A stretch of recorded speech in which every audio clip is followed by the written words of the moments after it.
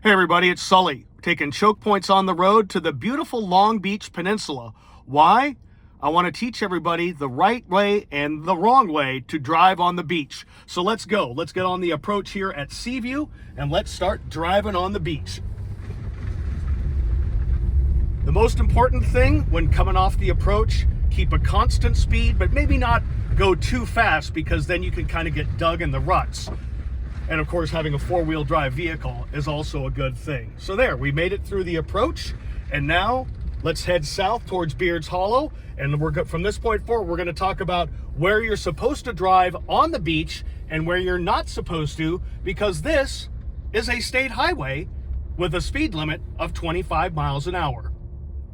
All right, when you're driving on the beach, you wanna stay as far away from the water as possible. That's a no-brainer, right? Kind of follow the tracks in the road. You don't want to go all the way up to the left in the super soft sand because you can get stuck, but you also don't want to go all the way down towards the water's edge where the clams live and where it can be a little bit more easy to get into trouble. Now, if you're parking your stuff on the beach like these people here, it's not a good idea to park in the middle of the road because this is technically a road, but it's incumbent upon me, the driver, to make sure that I get around them and give them as wide a berth as possible on either the water side or on this side. So I'm going to get around them there. Again, there's nothing in the rules about that. It's just something about being safe and paying attention, especially around dogs and children. So you just kind of want to stay here in the groove up near the harder sand. Another note, we come down here, look at this. Oh, there's water in here. The number one problem at the beach, according to the state rangers and state troopers, is that people are going too fast. And sometimes this water might be a little deeper than it looks. Oh yeah, a couple more inches than I thought. So watch your speed. It is 25 miles an hour, and this water can be a little deeper than you think. All right, so we're still tooling south here on the beach, but I want the camera to pan to the right and look at the ocean. Okay, that's where the water is. You see the sheen on the water, kind of right where the sand gets soft. You can actually hydroplane on that stuff, so you don't want to get anywhere near that kind of water. And again, that's also a lot closer to the clam beds. And one of the only real rules of driving on the beach is you need to be away from that part of the sand as possible.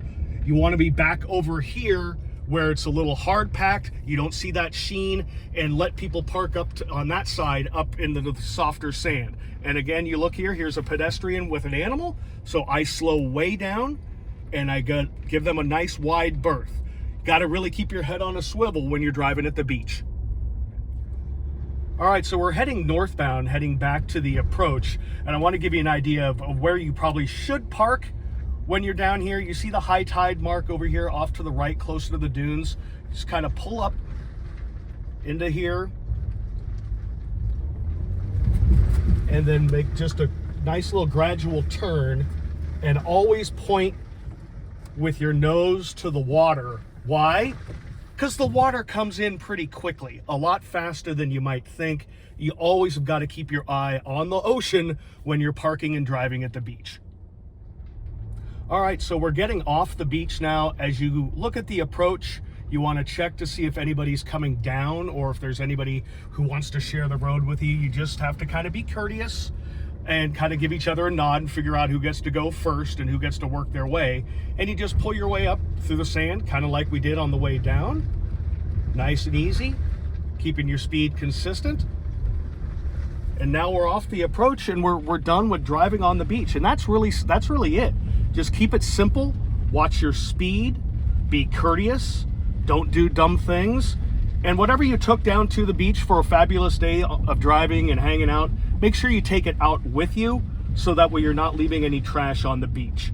So thanks for joining me for Choke Points on the Road. This is Sully down on the Long Beach Peninsula. We'll talk to you next time.